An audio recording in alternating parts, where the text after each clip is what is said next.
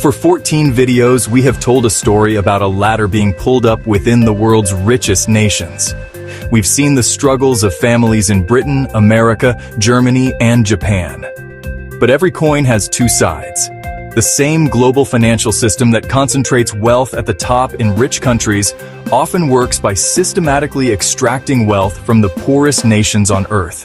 To truly understand the engine of inequality, we must look at the view from the global South.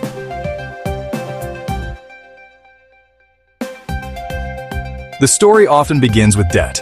For decades, institutions like the World Bank and the IMF, largely controlled by Western nations, have given loans to developing countries. On the surface, this looks like help, but these loans often come with strict conditions, known as structural adjustment programs. These conditions force countries to make choices that benefit multinational corporations, not their own people.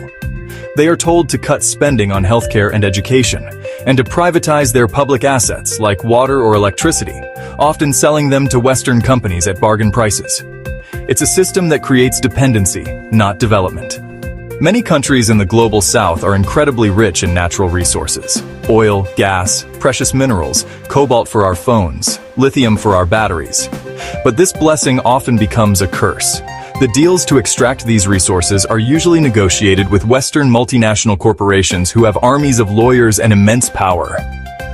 Is that the vast majority of the profit is taken out of the country, leaving behind environmental devastation and very little of the wealth for the local population. The global trade system is another part of the machine. Rich countries, through organizations like the WTO, have created a system that benefits them. They protect their own key industries, like agriculture, with massive subsidies, which makes it impossible for farmers in developing nations to compete fairly. At the same time, they pressure those same poor countries to open their markets completely, allowing Western corporations to flood in and dominate local economies. The extraction is not just of resources, but of people.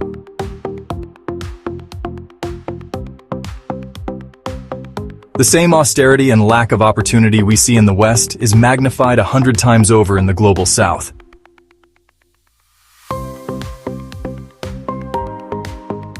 Doctors, nurses, engineers, and scientists, often educated at great public expense in their home countries, are forced to seek opportunities elsewhere.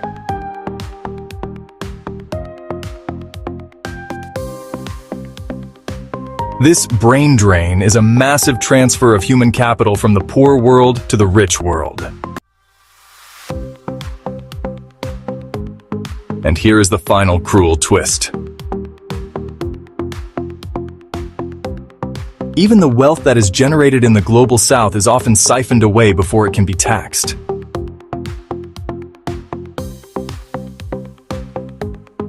Corrupt local elites and multinational corporations use the very same network of tax havens we've already discussed, places like the Netherlands or British overseas territories, to hide their profits.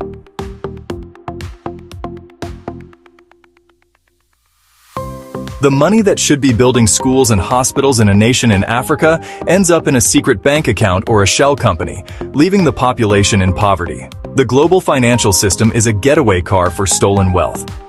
Why does this matter to our story? Because it shows that the system is one and the same. The multinational corporation avoiding tax in Britain is the same one exploiting miners in the Congo. The billionaire hiding their wealth from the US government is using the same tax haven as a corrupt official from South America.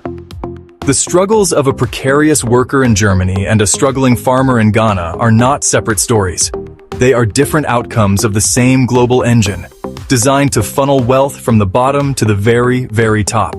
This begs the question: if ordinary people in both the rich world and the poor world are getting a raw deal, who exactly are the winners?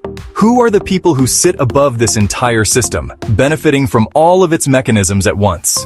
To answer that, we need to meet the class of people who see the entire globe as their personal playing field. It is time to meet the Davos class.